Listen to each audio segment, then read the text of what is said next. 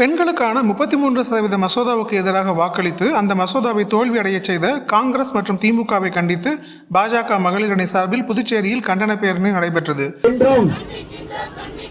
காங்கிரஸ் திமுக விரோதத்தை பெண்களின் 33% இடஒதுக்கீட்டை நிறைவேறாமல் செய்த காங்கிரஸ் திமுகவை கண்டிக்கின்றோம். சுதேசி பஞ்சாலையிலிருந்து துவங்கிய இந்த கண்டன பேரணி அண்ணா சிலை வரை நடைபெற்றது. பாஜக மாநில தலைவர் ராமலிங்கம், சபாநாயகர் செல்வம், அமைச்சர் நமச்சிவாயம் உள்ளிட்ட பாஜகவின் முக்கிய தலைவர்கள் மற்றும் 1000க்கும் மேற்பட்ட மகளிர் இந்த பேரணியில் பங்கேற்றனர்.